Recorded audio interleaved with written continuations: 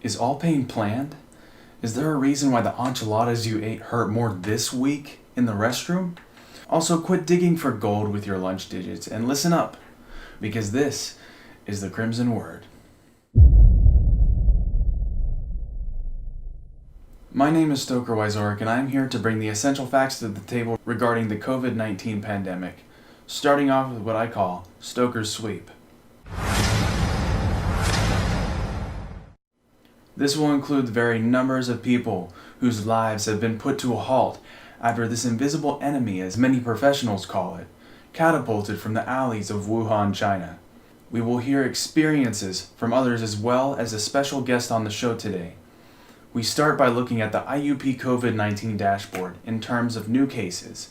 As of October 30th, 2020, 312 students have been infected by the virus since August 15th, 2020. Corresponding to these numbers, 293 students have completely recovered whilst in isolation, and 9 students are believed to be infected right now and are quarantined on or off campus. With all of the confusion that this pandemic has caused, many could easily believe as well as experience the effects on the mind as well as physical complications of prolonged stagnation. I have received word from others regarding their experience with quarantining. The questions are as follows. Do you think you have been exposed to COVID-19? What has been the biggest challenge when adapting to the changes during these times, academically, socially, psychologically, physically? What do you feel will come out of this experience? Here are the answers. Elijah from Ligonier, Pennsylvania says, I do not think I have been exposed to it. I am constantly putting COVID first and always making that the biggest priority and things not feeling normal. My academics are not affected, but socially it feels distant from people. I feel like people will go outside more and people will realize that voting for our governor is just as important as voting for the President of the United States. Anonymous. 100% yes. In fact, I believe I may have had it back in March when everything first started just before spring break. Academically, my grades are suffering due to online classes. My in-persons are fine, but my online I struggle as I have ADD. Socially, I miss seeing all of my friends and being able to hang out normally. Psychologically goes in hand. With my academics, I'm losing my mind over my grades, and there is nothing I can do to make it better. Physically, I've always been overweight, so that didn't really change much. The world's never going to be the same as much as we like to go back pre-COVID-19. This has become a part of our life now. I hate it. Dawn from Arizona says, No, I have not. I donated blood recently through Red Cross, and they did a free antibody test and confirmed there were no antibodies present. Outside of being unable to find toilet paper in stores for weeks after the lockdown started, the biggest challenge has been dealing with the psychological stresses, unable to see friends and family, working from home and being socially isolated. Hopefully we will come out of this better prepared to handle and prevent future pandemics, better prepared to react to supply chain disruptions quicker. I hope it also gives people a chance to take stock of what is really important in their lives. To answer your first question regarding, if I've been exposed or not, I honestly think I already had COVID back in December.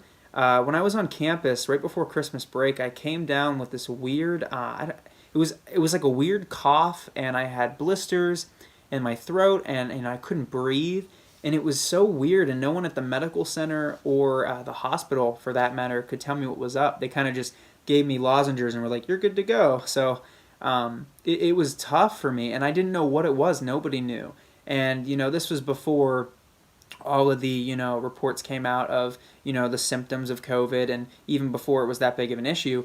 And after hearing those, I realized, like, oh my God, I had this back in December. So as for your second question though, regarding how it's affected me, it's definitely affected me in many ways. For me, I'm a big extrovert, so I spend a lot of my life around people because it makes me feel comfortable, and the fact that COVID and quarantine has kind of kept me from doing those things, it's definitely been a big challenge for me. So it's definitely affected me in many ways. Stress has been piled on, not just with, schoolwork, but even being stuck inside and fearing of getting it. That's definitely affected me, and it's stressed me out to the point where I've lost weight. So physically I've been affected, and it's one crazy mess. It's affected me in a lot of ways. So finally, for your last question on what do I think will come of this, I do think a lot of good things are going to come out of this experience. I think a lot of people are going to learn to kind of respect the time that they have with their loved ones since they've been stuck inside with them for so long. And I think, honestly, masks are going to be a mandatory thing for years to come after, a vaccine is out, for that matter. So I do think a lot will come out of this situation. But as of now, we just got to stick it out and do what people tell us, and everything will be okay. So I hope these answers could help you out, and yeah. If you thought that was all, think again. I've had the privilege of being able to interview one of the doctors that is on the front line, as well as being an actual survivor of the virus. Her name is Dr. Diana Denning, and she is my mother. Here are some highlights from the interview. So we can get to know you and what you do. Tell us a little bit about how you got to where you are in your career. Well, it was not a straight path. I always was, and I'm going to be stuttering. I apologize for that. That's part of my COVID symptom. But this is going to be harder than I thought. My path to where I am now, I need to go kind of sing-songy, I guess. So in high school, boy, I can't. Usually, I'm saying this. Wow. Yeah. You don't have to edit it out. You can let people see that this is why this is important. So I started in medicine as a certified nurse's aide. I got my training my senior year in high school. And then I did that through college. My first summer, I was taking microbiology at the college and got recruited by the radiology technology professor to consider radiologic technology. And I thought, that's a 2-year program. I could do that and still get my 4-year bachelor's and maybe consider department head of the radiology department as a potential goal.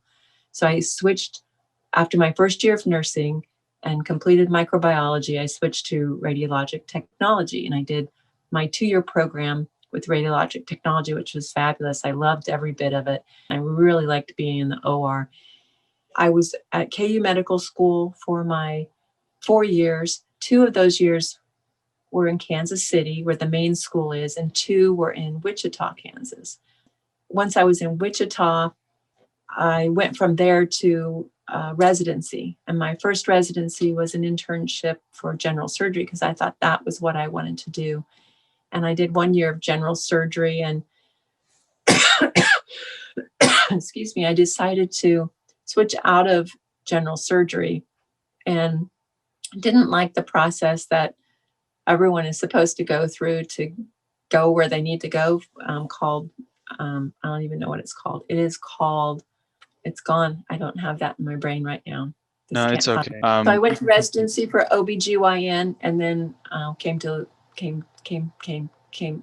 to work as a group practice, and now I'm in private practice. The next question I have is, what were the first COVID-19 symptoms you got since you have contracted the virus? So my first symptoms were just a sudden onset of a cough at 2:30 in the morning. It woke me, and a very runny nose. So it felt like allergy symptoms, but it was really severe, and they went away as soon as they came. In the end, we will lose and gain within the time frame of uncertainty. Maybe more gain, maybe great and sometimes unbearable losses of the things we hold most dear. Either way, what doesn't kill us makes us stronger, even if it ends up being those enchiladas. Stay tuned for advice on housing with Joseph Blas after this message. Wouldn't it be great to have the ability to prevent problems before they happen? to see the next unexpected turn of events and stop them. Some may even call it a sixth sense. Well, you can. Hello? Hey, Kate, it's your sister. Thanks for talking me into getting that screening mammogram. I got the results, and everything's good. Wonderful. The Women's Imaging Center at Indiana Regional Medical Center. All right, we're back. Thanks, Stoker. In this segment, we will look at Indiana University of Pennsylvania and its many changes dealing with COVID. We will also dive into the effects these changes have on students, their environment, and so on. There aren't many people on campus this semester because of the decision faculty and staff have made. It seems that this was the right decision to only have a small number of students, freshmen, on or near campus. That doesn't mean that everything is going smoothly. There are still a fair share of problems. Some of them I have bear witness to. Most of these problems are technologically based, like Zoom calls where you can't hear or see, which can be enraging or funny depending. Problems with Outlook emails have happened. Trust me, those are really fun. For the most part, these types of tech problems have a solution, but one problem I heard about is one we can't fix until next year. At least I hope we can. That problem is the disconnect between students in class, which I agree is an issue. This problem was brought up by my financial professor. They brought this up because faculty are discussing it and there is no easy solution, but at least they're trying something. This can make class feel empty and lonely to most students since you might not have a friendly class. I know that's the case for most of my classes. Most classes are online now and only some have in person. I know I have only one in-person class and I'm almost always the only one in class, which really causes a disconnect. It also means that you have more control over them because they're online and you can go at your own pace, which is a blessing and a curse, depending on if you save things for the last minute. It also allows you to eat during class. I don't recommend this, just saying, especially since there are less food options on campus. The options are mostly the same. You have the Hub, Starbucks, North Dining Room are almost the only places to go. Not to mention the Pod and Folgers sandwich place. If you're unaware, most of these places use Grubhub app to order. In other news, homecoming was not canceled, but moved online, which feels right due to circumstances. Spring signups are happening, as are signups for next year's housing. So I would get on that stuff. I know I am. And there's something else. IUP is building a new science building, so I would plan accordingly. The reason for this is that the work zone takes up a big chunk of the Oak Grove path, the path leading to north. So that's one thing. The other thing would be how loud it can be. From what I can tell, you can hear it from northern suites. If you're looking for a quiet place, go to the library. I would suggest the second floor because of the speakers. They have reminders every so often about wearing a mask. Since we're speaking about masks, it's important to note that you should not discard them in the streets. I noticed there is more trash around like that ever since I got back. So if you're on campus, don't litter. Those people will eventually get fined, but I guess that's not such a big deal because we're getting discounts because of COVID, which is a positive for college students. Just remember to stay strong and to stay on track this semester. Before long, we'll be back to normal. I hope you found this enlightening and hopefully next semester is better. Now, a word from our sponsors. We'll be back with Ben and he'll handle sports. From one-stoplight towns to sprawling big cities, 58 countries and every branch of the military, we find our way to this place. First generation, fifth generation, next generation. We are the curious, the fearless, the determined. Leaning in when others bow out. The go-getters who go harder every single time. We proudly bring all that has shaped us, that's inspired us, to this place. We are IUP, and the only thing that makes us prouder than where we're from is where we're headed. Every day, people here are pushing themselves and each other to dig deeper, reach further, to become who they were meant to be. Because the sky's the limit when the air you breathe is filled with opportunity. Maybe you show up knowing exactly what you want: education, finance, a research grant, a graduate degree. This place will take you even further. Or maybe you're unsure of where you're headed. Know this: you will never be referred to as undecided, but known as an explorer, celebrated, and encouraged to find your path. Because here's the thing, we're all in this together. That's the way it's always been in the heart of Western Pennsylvania. So come, work hard, grow, and have fun doing it. And when you look back at where you've been, all that you've done, you won't believe how far you've come.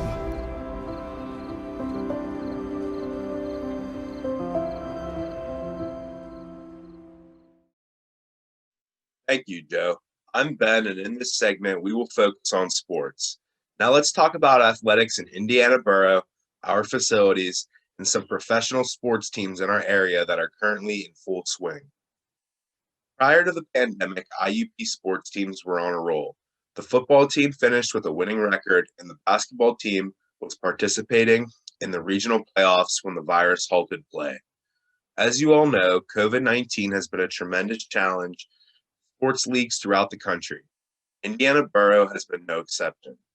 In terms of our collegiate athletics, fortunately, PSAC sports have been suspended for the past 7 months due to the virus. There have been current talks between league officials that signify hope and a rumored potential season restart this coming spring semester. The plan being the basketball team would play a modified schedule in the first half of the semester, and the football team would do the same thing in the second half of the semester. Multiple IUP sports teams, such as the lacrosse team and football teams, have granted permission to practice and work out in the meantime while we wait for a restart. These teams are being very diligent in following all university COVID-19 protocols. All players and staff are wearing masks. Now, let's shift into high school sports in Indiana Borough and how they are handling the situation. The Indiana School District suspended athletics back in March when the virus hit, just like the university. In late August, the Indiana Area School District was able to resume sports with schedule modifications and strict guidelines on protocol and fan attendance laid forth by the governing body, the WIPIAL. COVID cases have been relatively low within the district, allowing these events to take place. Although IUP's case numbers are relatively low like Indiana School District, the decision to restart IUP sports is held by the governing league body, the PSAC. It is our hope that the league will be able to make an exciting restart announcement in the near future. We can join the Indiana School District in resuming athletics. Now, let's discuss our athletic facilities here at IUP regarding new renovations and how current facilities have adjusted to the pandemic.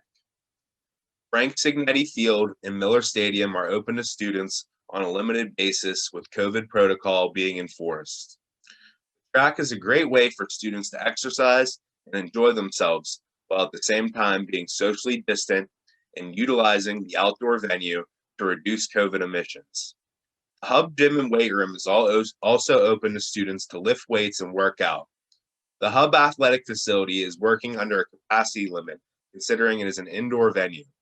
All workout equipment at the Hub is sanitized by university officials multiple times a day. Masks are required to be worn by all university athletic facilities and also outside when social distancing is not possible. These are all safe options due to the fact of the reduced number of students here on campus this semester. Next, let's shift into some athletic facility renovations happening around campus that can hopefully be enjoyed and utilized by the community in the near future. Owen J. Daughtry Field, our baseball field, in the past was an older natural surface field. The university just installed brand new artificial turf on the stadium that has really improved the look and quality of the field for our players and fans. Safety was one of the main reasons for shifting to artificial turf. Similarly, Ruth Podlisky Field, our softball stadium, will also be undergoing renovations in the near future that also includes the installation of artificial turf. Both teams are extremely excited for things to get back to normal and to be able to utilize their new facilities. Quickly, regarding the Olympic Games, the 2020 Summer Olympics were scheduled to take place this past July in Tokyo, Japan. Of course, like all other sports, unfortunately, the pandemic made this not possible, and the games were pushed back to July of 2021.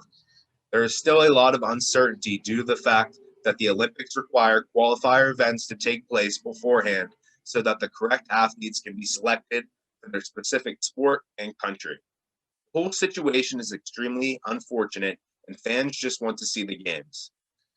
This is the first time in Olympic history they have been postponed, although next summer everything is expected to go back to the normal schedule of every 4 years. Finally, let's discuss some regional professional sports teams in our area and how they got through the pandemic and some information on them so far regarding their successful restart. The Pittsburgh Steelers and Philadelphia Eagles, our National Football League teams in Pennsylvania, have been able to restart their season under strict NFL COVID protocols. The teams are currently in week 5 of their season, and not one player on either of the Eagles or the Steelers has been diagnosed with COVID-19. This is extraordinary considering the fact that other teams have not been as lucky. Tennessee Titans were recently forced to close their facilities for over 2 weeks due to a COVID-19 outbreak among players and staff that totaled to over 23 people. Thankfully, no signs of that happening here in Pennsylvania sports. In terms of baseball, the Pirates and Phillies MLB seasons were halted back in April before they could even get started. The MLB resumed its season back in August under a revised shortened season. Both the Pirates and Phillies finished their shortened seasons earlier this month and did not qualify for the playoffs. In regards to hockey, the NHL suspended its season back in March. The league returned in August with several regular season games and the playoffs. Both the Penguins and the Flyers qualified for the playoffs. The Penguins were eliminated by the Montreal Canadiens, and the Flyers were later eliminated in the third round. In terms of attendance at professional sports events here in Pennsylvania, all games were played in empty stands up until last week when Governor Wolf allowed the Steelers and Eagles to play in front of a crowd of 5,000 people. Finally, in terms of basketball, the NBA season was also halted back in March when the virus hit. The NBA was actually the first major professional sports league to suspend their season after a dramatic March night when a Denver Nugget player's test came back positive in the middle of a game. The NBA would end up going on a 4-month hiatus. Back in August, the league resumed play in a bubble atmosphere in Walt Disney World, Florida. It was a strict bubble that prevented people from coming and going while possibly carrying the virus. The local Philadelphia 76ers made the playoff tournament and tripped out of the bubble, but their stay did not last long. The 76ers would end up playing only 4 games and were swept by the Boston Celtics in the first round. This has been Sports with Ben. Thank you for joining Stoker, Joseph, and myself for the Crimson Word. Thank you.